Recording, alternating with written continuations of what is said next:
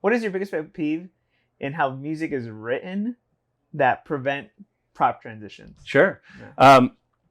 Again, I think this goes to experience as much as we're talking about Mhm. drill experience, music writer experience. You know, I've worked with great music arrangers that don't necessarily do marching band for a living, and they don't know some of the tendencies we need, the things we Right. need to move bodies around.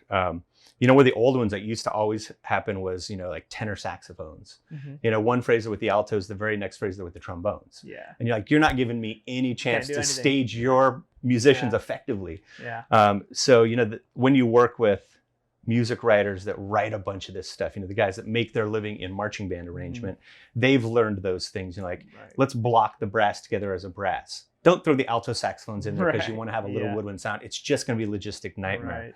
Right. So it's those things. And I honestly look for those when I'm making a count sheet and I'm putting that together, and I circle them beforehand. I'll see, like, we're not going to have time to regroup that. The one that bothers me the most is usually like altos and mellophones. They'll play something together and then they'll just like, they suddenly hop in and start playing like, the woodwind feature. It's Exactly. Like, oh, Yeah. I can't do it. Okay. Not going to happen. Yeah. And, you know, I'll add a new one, I think, that really DCI affected 2 years ago is the percussion writing. In my head, percussion writing forever was a timekeeping device, you know, and then over the evolution of DCI, it became more of a featured voice. Right. You know, there was the drum solo, quote unquote drum Right. solo, and now they're featured more throughout. But since we took the drum judges off the field and percussion guys said, well, we need to get credit, we got to have the drums up front. Yeah. The successful groups realized that your drum line now needs to have a different musical purpose in the ensemble.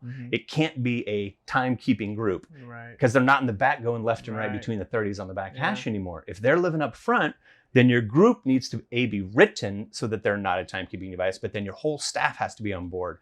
The whole notion of listen to the drums needs to be out of your lexicon of information.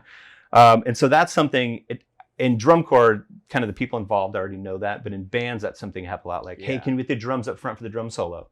Well, then you can't be playing the 32 counts on the way there, and they can't be playing the 32 counts after. You got to write it differently. So I think that's more so than wins even, is percussion is progressing right now today in a way that they hadn't. Yeah, that's brilliant. Yeah.